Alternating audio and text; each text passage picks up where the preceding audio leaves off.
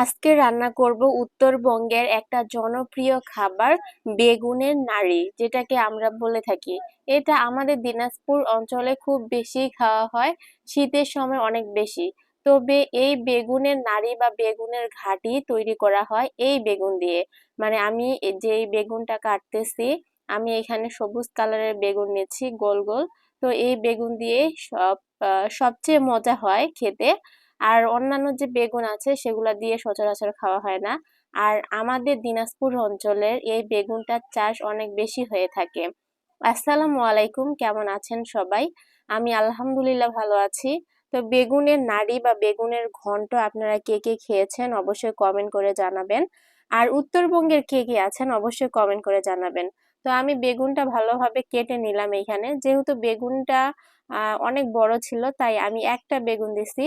আর সাথে আমি মূলাও দিয়ে দিচ্ছি। অনেকে আবার মূলা খেতে পছন্দ করেন না, বাট আমার মূলা ভালো লাগে, মাঝে মধ্যেই খাওয়া হয়। খুব বেশি যে খাওয়া হয় তা না। এবার শীতে মাত্র আহ হাফ কেজি মূলা নিয়ে আসছিলাম, তাও আবার একবার। তো এই মূলাটা দিয়ে আজকে আমি বেগুনের ঘন্ট রান্না করব। তো মূলার সাথে সাথে কিন্তু দুই একটা আলুও দিতে হবে, আলু না দিলে খুব বেশি ভালো লাগবে না। মূলাটা আমি এইভাবে কেটে নিয়েছি, এখন আমি আলু কাটবো। তো আমি এখানে একটা মূলাই দিব। আর আপনারা এই আলুটা দিলে বেশি ভালো লাগে, কারণ এটা হচ্ছে দেশি একদম ছোট ছোট যে গোল আলুটা আছে সেই আলুটা। তো আমি বড় আলু দিলেও হয়, আমি এই আলুটা দিচ্ছি। সাথে কিন্তু টমেটো দিতে হবে, টমেটো না দিলে কিন্তু বেশি মজা লাগবে না। তো আমার বাসায় আজকে এই মুহূর্তে টমেটো নাই, তাই আমি টমেটোটা স্কিপ করলাম। আর এইখানে 5টা আলু নিছি, আমি এটা ভর্তা করব। এই ঘন্টর সাথে কিন্তু আলু ভর্তা খেতে বেশ ভালো লাগে। তো এইখানে আমি আলুটা আলাদাভাবে সিদ্ধ করব না, যেহেতু 4-5টা আলুই আর ছোট ছোট, তাই আমি ভাবলাম যে ভাতের সাথে দিয়ে দেই, ভাতও হয়ে যাবে, আলু সিদ্ধ হবে। আর এদিকে মাছটা আমি সুন্দরভাবে লবণ হলুদ দিয়ে মেখে নিলাম। এই মাছটাও রান্না করব। এটা হচ্ছে বাটা মাছ, এই মাছটা খেতে আমার অনেক ভালো লাগে, তাই আমি এই মাছটা সচরাচর বেশি খাওয়া হয় আমার বাসায়।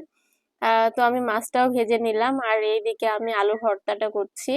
যেহেতু ভাত হয়ে গেছে, ভাতের সাথে আলু দিয়েছিলাম, তো আলু ভর্তাটা করে নিলাম। গরম গরম ভর্তা না করলে পরে কিন্তু আলুটা কেমন যেন ভর্তাটা হয়ে যায়, খেতে কিন্তু খুব ভালো লাগে না।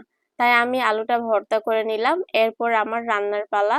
ওইদিকে কিন্তু মাছ হচ্ছে, তো মাছ রান্নাটা আমি আর এক্সট্রা ভাবে দেখাইলাম না, এটা আমি সচরাচর প্রায় করে থাকি। আপনারা দেখেন যারা আমার ভিডিও, তারা বুঝতে পারবেন।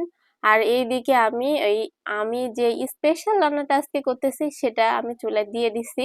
এখানে বেগুন আলু টমেটো দেই নাই, মূলা দিয়ে আমি ভালোভাবে এটাকে কষিয়ে তারপর পানি দিয়েছিলাম। আর এখন দেখতে পাচ্ছেন হয়ে গেছে প্রায়, তাই আমি একটা ডাল ঘুটনি দিয়ে এটাকে ঘুটে দিচ্ছি।